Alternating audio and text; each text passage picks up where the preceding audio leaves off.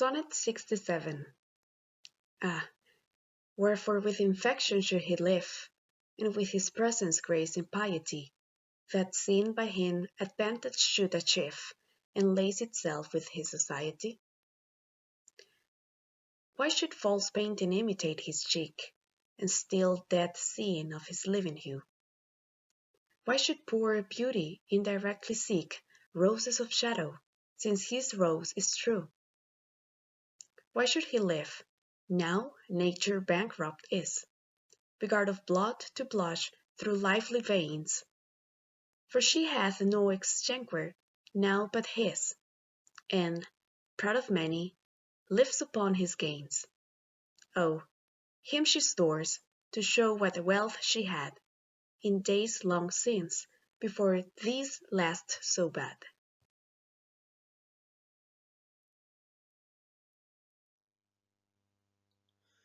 Sonnet 68. Thus is his cheek the map of days at worn, when beauty lived and died as flowers do now, before these bastard signs of fair were born, or durst inhabit on a living brow, before the golden tresses of the dead, the rite of sepulchres, were shorn away, to live a second life on second head, ere beauty's dead fleece made another gay. In him those holy antique hours are seen, without all ornament, itself and true, making no summer of another's green, robbing no old to dress his beauty new. And him as for a map doth nature store, to show false art what beauty was of yore.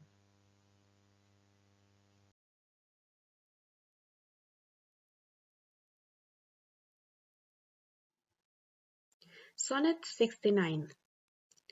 Those parts of thee that the world's eye doth view want nothing that the thought of hearts can mend. All tongues, the voice of souls, give thee that do, uttering bare truth, even so as foes commend. Thine outward thus with outward praise is crowned, but those same tongues that give thee so thine own, in other accents do this praise confound, by seeing farther than the eye hath shown. They look into the beauty of thy mind, and that in guess they measure by thy deeds. Then, Charles, their thoughts, although their eyes were kind, to thy fair flower add the rank smell of weeds. But why thy other matched not thy show? The soil is this, that thou dost common grow.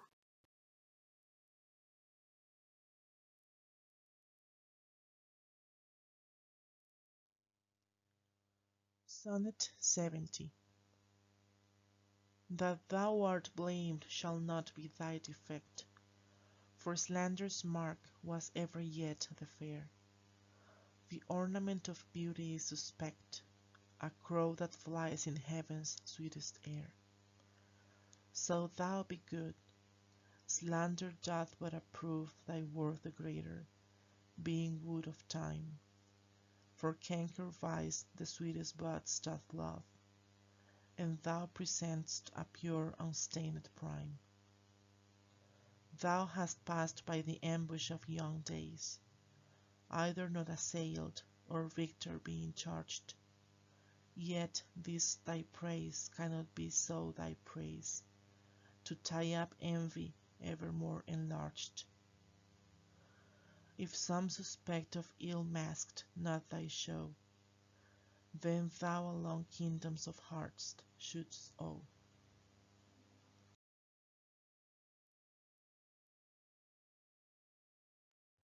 And walk you with me after I am gone. Sonnet 71. No longer mourn for me when I am dead, then you shall hear the surly sullen bell give warning to the world that I am fled. From this vile world with vilest worms to dwell. Nay, if you read this line, remember not the hand that writ it, for I love you so, that I in your sweet thoughts would be forgot. If thinking on me then should make you woe, Oh, if I say, you look upon this verse, when I, perhaps, compounded am with clay, do not so much as my poor name rehearse, but let your love even with my life decay, lest the wise world should look into your moan.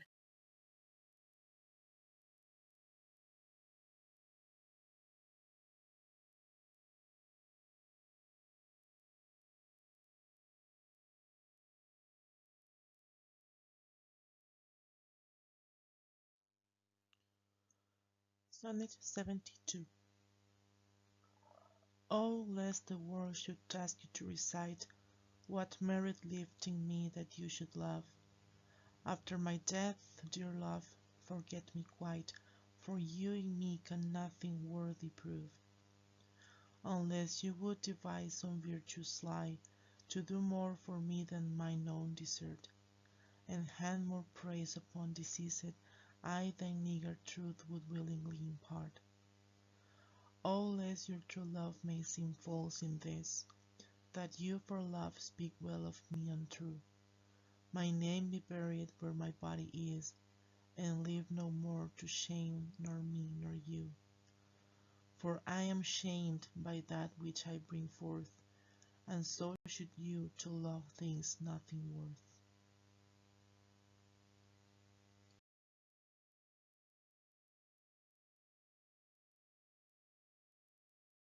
Sonnet 73. That time of year thou mayst in me behold, when yellow leaves, or none or few, do hang upon those boughs which shake against the cold, bare rained course where late the sweet birds sang. In me thou seest the twilight of such day, as after sunset faded in the west, which by and by black night doth take away Death's second self, that seals up all in rest. In me thou seest the glowing of such fire, that on the ashes of his youth doth lie, as the death-bed whereon it must expire, consumed with that which it was nourished by. This thou perceivest, which makes thy love more strong, to love that well which thou must leave ere long.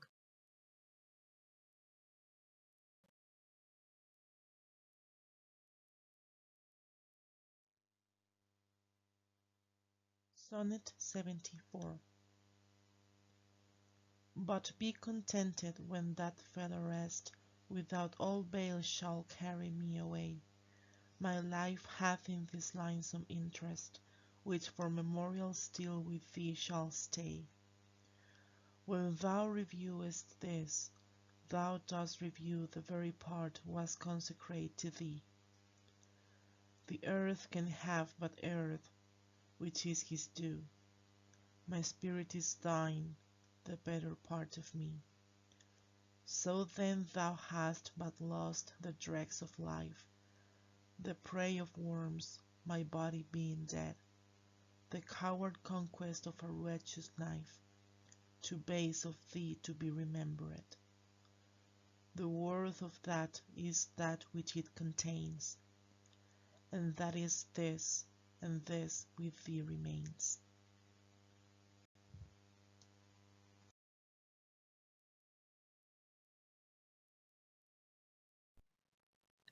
Sonnet 75. So are you to my thoughts as food to life, or as sweet seasoned showers are to the ground. And for the peace of you I hold such strife, as twixt that miser and his wealth is found. Now proud as I enjoyer and anon, doubting the filching age will steal his treasure. Now counting best to be with you alone.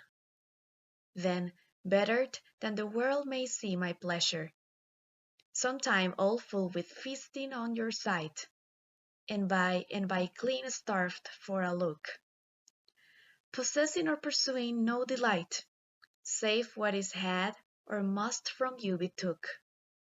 Thus do I pine and surfeit day by day, or gluttoning on all, or all away.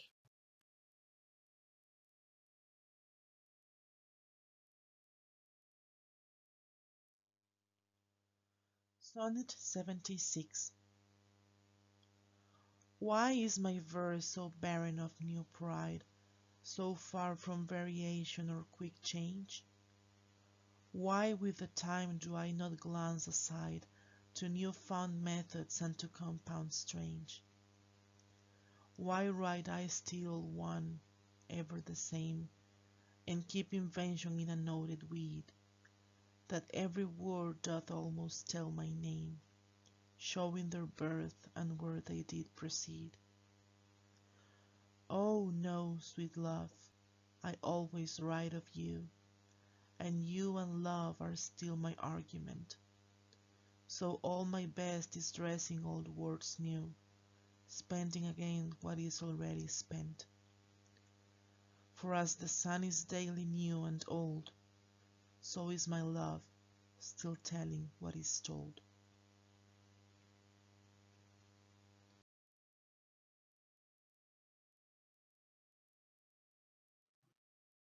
Sonnet 77. Thy glass will show thee how thy beauties were, that dial how thy precious minutes waste. The vacant leaves thy mind's imprint will bear, and of this book this learning mayst thou taste. The wrinkles which thy glass will truly show of mounted graves will give thee memory, that by thy dial's shady stealth mayst know Time's thievish progress to eternity. Look, what thy memory cannot contain, commit to these waste blanks, and thou shalt find those children nursed, delivered from thy brain, to take a new acquaintance of thy mind. These offices, so oft as thou wilt look, shall profit thee and much enrich thy book.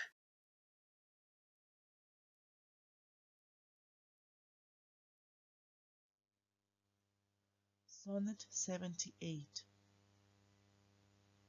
So oft have I invoked thee for my muse, and found such fair assistance in my verse, as every alien pen hath got my use, and under thee their poesy disperse.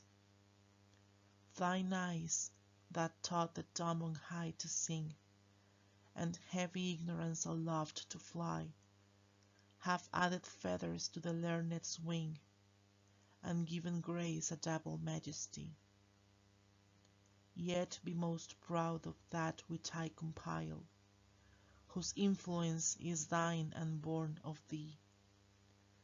In others' works thou dost but mend the style, and arts with thy sweet graces graced be. But thou art all my art and dost advance, as high as learning my rude ignorance.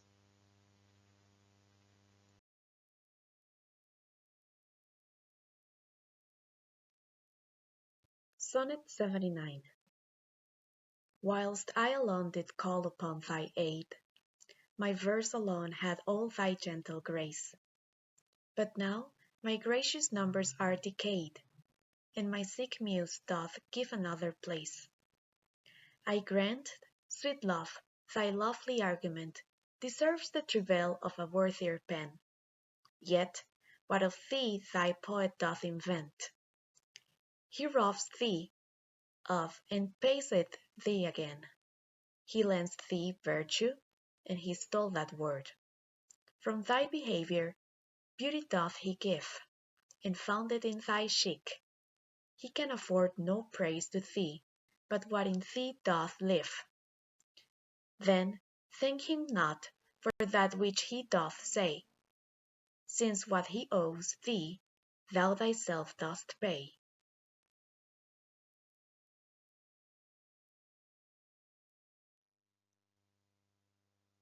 Sonnet 80.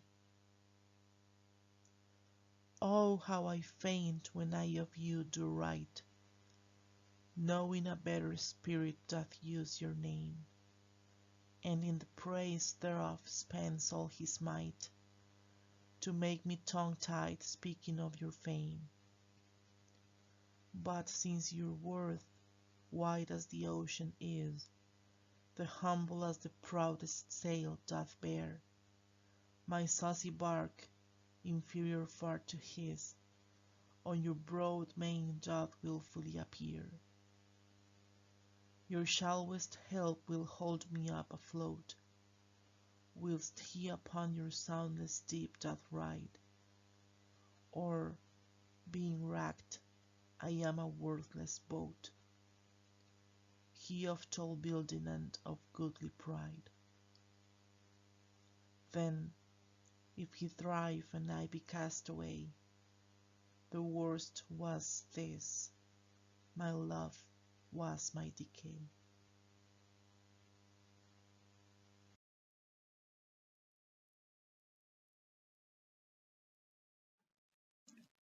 Sonnet 81. Or I shall live your epitaph to make, or you survive when I in earth am rotten. From hence your memory death cannot take, although in me each part will be forgotten.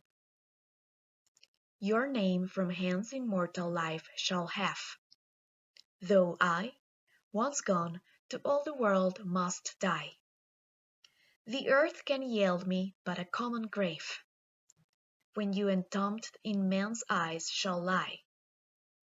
Your monument shall be my gentle verse, which eyes not yet created shall o'erread, and tongues to be your being shall rehearse. When all the breathers of this world are dead, you still shall live. Such virtue hath my pen, where breath must breathes, even in the mouths of men.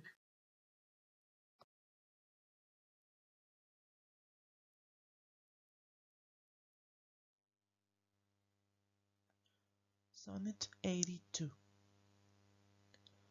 I grant thou wert not married to my muse, and therefore mayst without attaint o'erlook the dedicated words which writers use of their first object, blessing every book.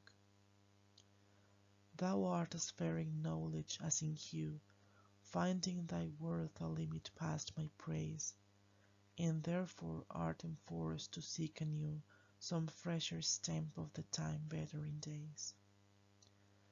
And do so, love, yet when they have devised what strained touches rhetoric can lend, thou, truly fair, wert truly sympathized in true plain words by thy true-telling friend. And their gross painting might be better used, where cheeks need blood, in thee it is abused.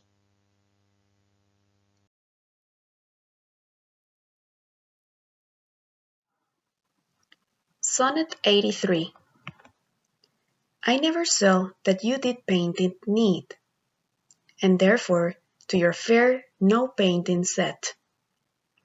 I found, or thought I found, you did exceed the barren tender of a poet's depth, and therefore have I slept in your report, that you yourself, being extant, well might show how far a modern quill doth come too short. Speaking of worth, what worth in you doth grow? This silence for my sin you did impute, which shall be most my glory, being dumb. For I impair not beauty, being mute.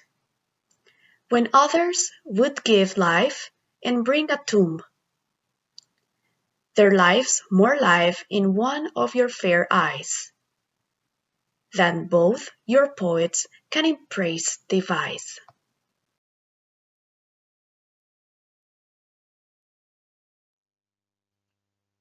Sonnet 84. Who is it that says most, which can say more than this rich praise, that you alone are you, in whose confining myriad is the store which should example where your equal grew? Lean penury within that pen doth dwell, that to his subject lends not some small glory. But he that writes of you, if he can tell that you are you, so dignifies his story. Let him but copy what in you is writ, not making worse what nature made so clear, and such a counterpart shall fame his wit, making his style admired everywhere. You to your beauteous blessings add a curse, being fond on praise, which makes your praises worse.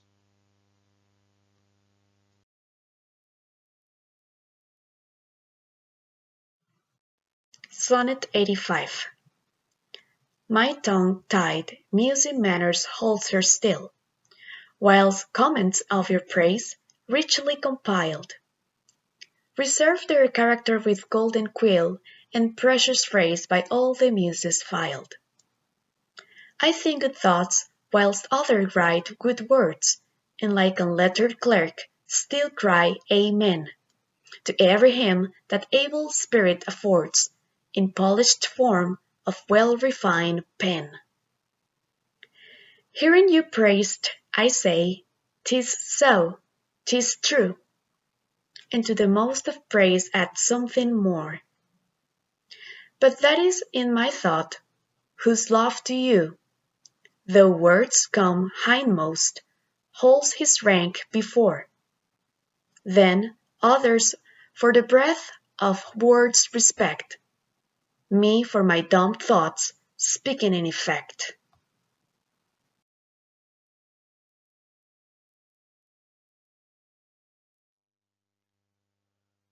Sonnet 86. Was it the proud full sail of his great verse, bound for the prize of all too precious you, that did my ripe thoughts in my brain inhearse, making their tomb the womb wherein they grew? Was it his spirit, by spirits taught to write above a mortal pitch, that struck me dead?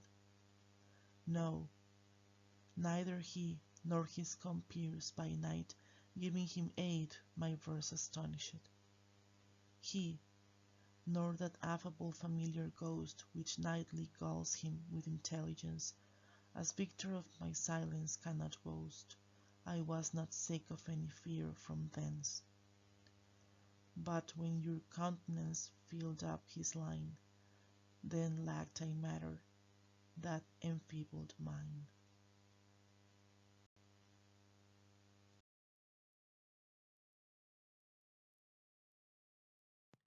Sonnet 87.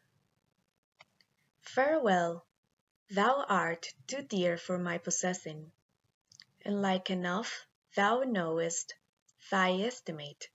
The charter of thy worth gives thee releasing. My bones in thee are all determinate. For how do I hold thee but by thy granting?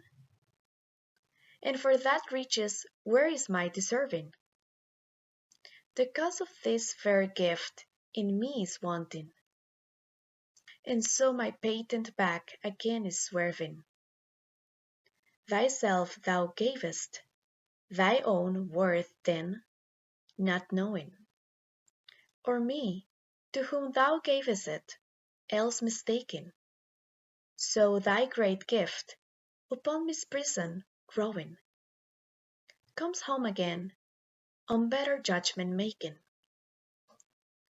Thus have I had thee, as a dream doth flatter, and sleep akin, but walking not such matter.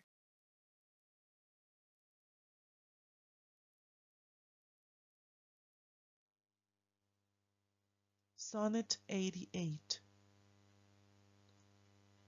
When thou shalt be disposed to set me light and place my merit in the eye of scorn, upon thy side against myself I'll fight, and prove thee virtuous, though thou art forsworn.